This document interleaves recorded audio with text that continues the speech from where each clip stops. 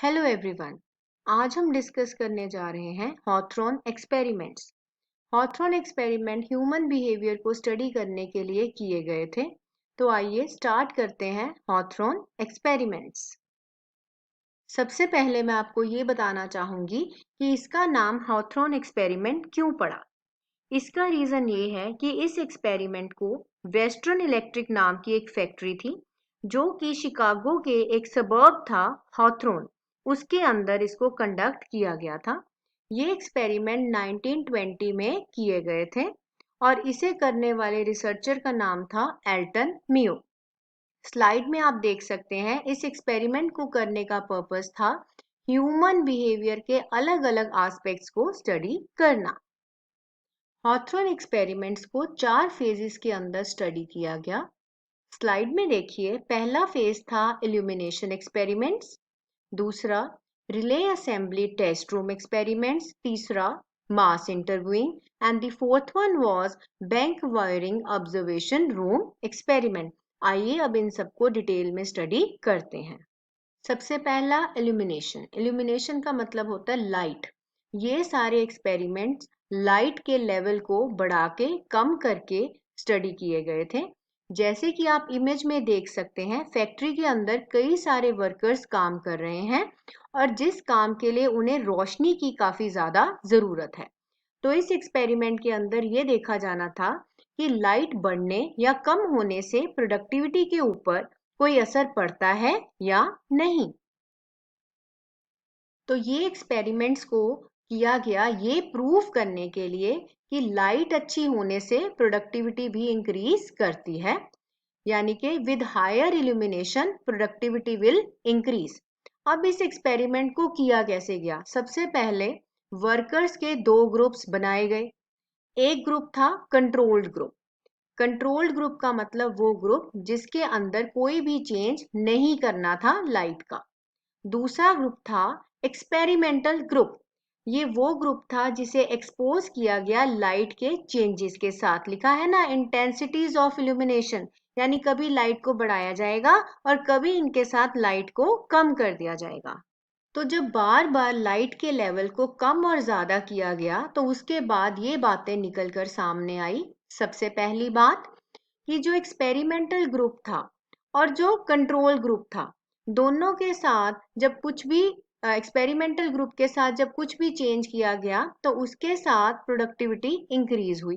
तो उन्हें लगा शायद लाइट अच्छी करने से ग्रुप में प्रोडक्टिविटी बढ़ी है। तो उन्होंने डिसीजन लिया कि अब हम लाइट को कम करेंगे, यानी इल्यूमिनेशन डिक्रीज कर देंगे।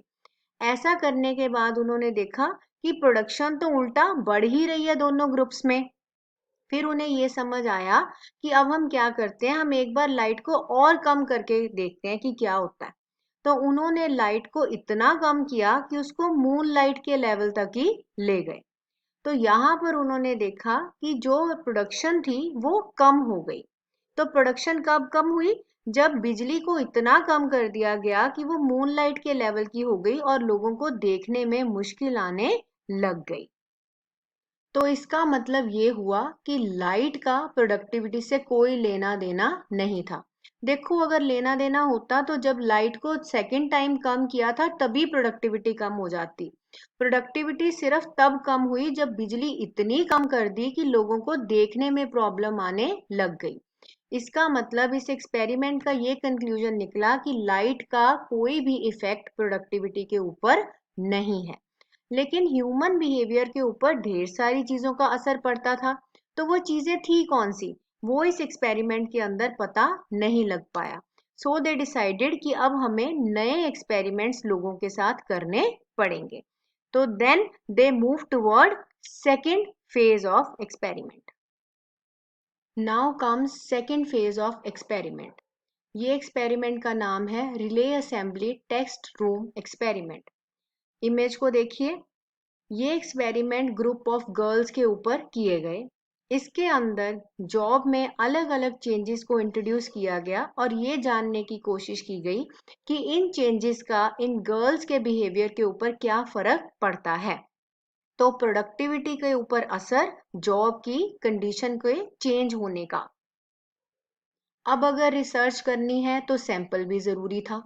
तो सैंपल कैसे बनाया गया? रिसर्चर्स ने सबसे पहले 2 लड़कियों को चूज किया, फिर उन लड़कियों को बोला कि तुम अपने कोवर्कर्स, अपने साथी खुद चूज करो जिनके साथ तुम काम करना चाहते हो। फिर उनको थर्ड स्टेप में ये बताया गया कि तुम्हारा जो आउटपुट होगा वो 2 चीज़ों के ऊपर डिपेंड करेगा। पहले तुम्हारी स्पीड कि तुम कितनी तेजी से काम करते हो, और दूसरा कंटिन्यूटी कि तुम लगातार काम करते हो कि नहीं। इसके बाद उन्हें ये समझाया गया कि ये जो एक्सपेरिमेंट है ये चलता रहेगा, 4 से लेके 12 हफ्ते तक इस एक्सपेरिमेंट को चलाया जाएगा। इस एक्सपेरिमेंट्स के कुछ एक की पॉइंट्स थे। पहला पॉइंट था कि इन लड़कियों के साथ एक ऑब्जर्वर अपॉइंट किया गया जिसका काम था इनके काम को चेक करना। दूसरा, कोई भी नया चेंज लाने से पहले उनके साथ कंसल्ट किया जाता था, उनके व्यू पॉइंट लिए जाते थे, उन्हें अपॉर्चुनिटी दी जाती थी कि वो भी अपने मन की बात बोलें कि उनकी क्या सोच है। तीसरे, कई केसेस में उनको ये भी अलाउ कर दिया गया कि वो अपने डिसीजन खुद ले सकती हैं। जब ये सारी बातें उनको समझा दी गई, फिर उनके साथ एक्सपेरिमेंट स्टार्ट हुआ। सबसे पहले उनका इंसेंटिव सिस्टम चेंज किया गया। इंसेंटिव सिस्टम चेंज होने का मतलब ये है कि इंसेंटिव होते हैं जो पे में आपको एक्स्ट्रा पैसा मिलता है अच्छा काम करने के लिए। उन्हें ये समझाया गया कि तुम्हें जो इंसेंटिव मिलेगा इसमें तुम्हारी पूरी टीम की परफॉर्मेंस को देखा जाएगा। सेकंड, रेस्ट पीरियड यानी ब्रेक का टाइम भी इंट्रोड्यूस किया गया, कभी बढ़ाया गया कभी कम किया गया। जैसे सबसे पहले फ्रीक्वेंसी ऑफ ब्रेक बढ़ाई गई, ब्रेक बार बार दी जाती थी। तो लड़कियों ने ये प्रॉब्लम बोली कि बार बार ब्रेक मिलने के कारण हमारी काम की जो रिदम है वो टूट जाती है, जिस कारण से उनकी स्पीड जो है वो कम हो जाती है। तो इस कंप्लेंट को ध्यान में रखते हुए चेंज किया गया और 2 ब्रेक्स उन्हें दी गई 5-5 मिनट की, एक सुबह और एक इवनिंग सेशन में। इसके बाद इन ब्रेक्स को 5 मिनट से बढ़ा के 10 मिनट का कर दिया गया और ये पाया गया कि लड़कियों की जो प्रोडक्टिविटी थी वो काफी ज्यादा बढ़ चुकी थी। तो इस एक्सपेरिमेंट का कंक्लूजन क्या निकला? कंक्लूजन ये आया कि ये जो चेंजेस थे, इन चेंजेस के कारण लड़कियों का एब्सेंट होना कम हुआ, उनका मोरल बढ़ा, मोटिवेशन लेवल बढ़ा, सुपरविजन की जरूरत कम पड़ने लग गई, पॉजिटिव फैक्टर्स निकलकर सामने आए, काम की तरफ उनकी सोच पॉजिटिव हुई। और सरप्राइज एक हुआ कि जब रिसर्चर्स ने ये डिसाइड किया कि सारे बेनिफिट्स अब वापस ले लो, दोबारा पहले की सिचुएशन में ले जाओ, कोई रेस्ट देने की जरूरत नहीं, कोई इंसेंटिव देने की जरूरत नहीं, ये सब करने के बावजूद लड़कियों की जो प्रोडक्टिविटी थी वो नीचे नहीं गई। ऐसा क्यों हुआ? ऐसा इसलिए हुआ कि लड़कियों की जो सेंस ऑफ बिलोंगिंगनेस थी, अपनापन कंपनी के साथ डेवलप हो चुका था और उनकी जो सोच थी कंपनी की तरफ वो पॉजिटिव हो चुकी थी। गर्ल्स की थिंकिंग चेंज हो चुकी थी, प्रोडक्टिविटी बढ़ चुकी थी, पॉजिटिव चेंजेस आए, लोगों को एक स्टेबिलिटी की फीलिंग आई कि कंपनी मेरी अपनी है। जो फ्रीडम उन्हें मिली डिसीजन लेने की, वो फ्रीडम का बहुत ही अच्छा इफेक्ट आया। सुपरवाइजर्स के साथ और वर्कर के साथ कंपनी में जो लड़कियों के रिलेशंस थे वो काफी फ्रेंडली हुए और कंपनी की बेहतरी के लिए लड़कियों ने काम करना शुरू कर दिया था। तो सब कुछ पॉजिटिव ही उनको मिला। फिर आ गया थर्ड फेज। थर्ड फेज था मास इंटरव्यूइंग प्रोग्राम। मास वर्ड यहाँ क्यों लिखा गया है? क्योंकि 20,000 लोगों की इंटरव्यूज ली गई 1928 से लेके 1930 तक। इन इंटरव्यूज के अंदर कोशिश की गई एम्प्लॉय का एटीट्यूड जानने की, किसकी तरफ? कंपनी की तरफ। सुपरविजन के तरीके की तरफ। इंश्योरेंस प्लान्स कैसे मिल रहे हैं, उन्हें पसंद है कि नहीं। प्रमोशन उन्हें कैसे मिलना चाहिए, उनकी सोच क्या है, और उन्हें वेजेस कैसे मिलती हैं। इन सब चीजों की तरफ उनकी सोच जानने की कोशिश की गई। अब ये 20,000 इंटरव्यूज ली कैसे? तो सबसे पहले उन्होंने जो इंटरव्यूज ली उसमें डायरेक्ट क्वेश्चन होते थे जिनका वर्कर्स हाँ या ना में जवाब देते थे। तो ऐसा करने से इंटरव्यूअर को ये लगा कि कोई भी क्लैरिटी नहीं मिल रही है, हाँ या ना में लोग जवाब देते हैं, एटीट्यूड समझ नहीं आता। तो उन्होंने डिसाइड किया कि क्वेश्चंस का तरीका बदला जाए। अब ऐसे क्वेश्चंस हों जिसमें लोगों को ज्यादा बोलना पड़े, वो कोई सलाह दें या कोई आर्ग्यूमेंट पर आ जाए। तो जब ऐसे क्वेश्चंस फ्रेम किए गए तो वो बहुत फायदा हुआ और लोगों के बिहेवियर के बारे में कई बातें जो थी वो रिसर्चर्स को सामने आई, लोगों ने खुद से बताई। तो इस एक्सपेरिमेंट के बाद सबसे गहरी बात ये निकल के आई कि हर चीज का एक सोशल मीनिंग है। हमारी पर्सनल सिचुएशन जो है वो कई सारे फैक्टर्स के साथ इफेक्ट होती है। कंपनी में वर्कर की क्या पोजीशन है, उसको क्या स्टेटस मिलता है, इसका इफेक्ट उसके बिहेवियर के ऊपर आएगा। अगर अच्छी पोजीशन है, उसकी इज्जत है, तो वो काम अच्छे से करेगा, या इसका उल्टा हो जाएगा। अगर बुरी सिचुएशन में रखा गया है, इज्जत नहीं करते, तो उसका एटीट्यूड भी नेगेटिव हो जाएगा। यानी हर एक इंसान की कुछ सोशल डिमांड्स होती हैं, और जब तक वो डिमांड्स को आप पूरा नहीं करोगे, वो कंपनी में अपना 100% नहीं देगा। तो नया फेज स्टार्ट करने से पहले कई सारी बातें क्लियर हो चुकी थी, जैसे ग्रुप बिहेवियर का बड़ा ही स्ट्रॉन्ग इन्फ्लुएंस था। दूसरी बात, रिसर्चर्स को ये लगा कि अब और डीपली स्टडी करते हैं, इतना तो जान लिया, अब देखते हैं कि शॉप सिचुएशन में लोगों का बिहेवियर स्मॉल ग्रुप में कैसा होता है। तो इस कारण से अगला फेज स्टार्ट कर दिया गया। अब आता है लास्ट फेज, यानी कि bank wiring observation room experiment.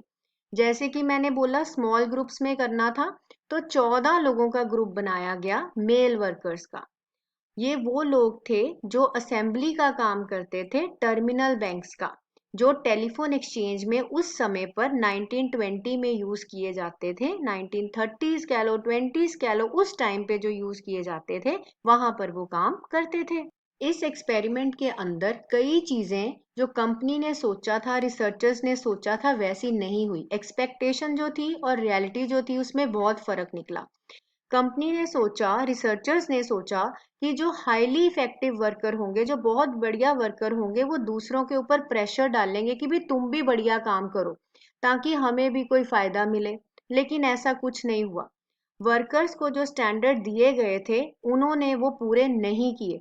क्यों? क्योंकि उनके ऊपर सोशल प्रेशर था कि अगर हम ज्यादा बढ़िया काम करेंगे तो ग्रुप के दूसरे लोग हमें पसंद नहीं करेंगे, हमें ग्रुप से बाहर कर देंगे। इस चीज को ध्यान में रखते हुए वर्कर्स ने डिसाइड किया कि हमने आपके ऑब्जेक्टिव जो है वो पूरे नहीं करने, मन में डिसाइड किया।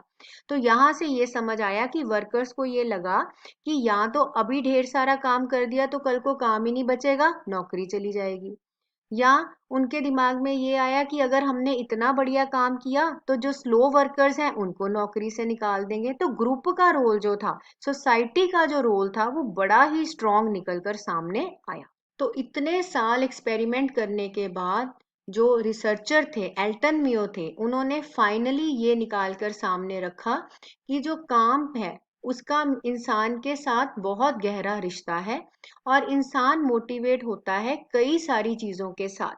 सिर्फ उसकी इकोनॉमिक नीड्स ही नहीं होती, पैसे की जरूरत ही नहीं होती, और भी बहुत सारी जरूरतें इंसान की होती हैं।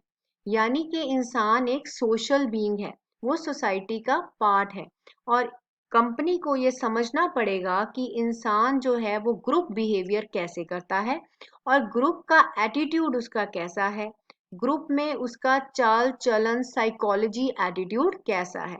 यानी इन सब चीजों का ये नतीजा निकला कि जो इंसान है उसको इम्पोर्टेंस देनी ही पड़ेगी, एम्प्लॉय को इम्पोर्टेंस कंपनी को देनी ही पड़ेगी। So with this we come to an end. ये टॉपिक हमारा कंप्लीट हुआ। ह्यूमन बिहेवियर के बारे में हमने एक बहुत अच्छा एक्सपेरिमेंट पढ़ा, और ये जाना कि ग्रुप बिहेवियर बहुत इंपॉर्टेंट है, सोसाइटी का पार्ट है एक वर्कर, और अगर हम उसको सोशली रिकॉग्निशन देते हैं, कंपनी में रिकॉग्निशन देते हैं, तभी वो कंपनी के अंदर अपना 100% देता है। So thank you everyone.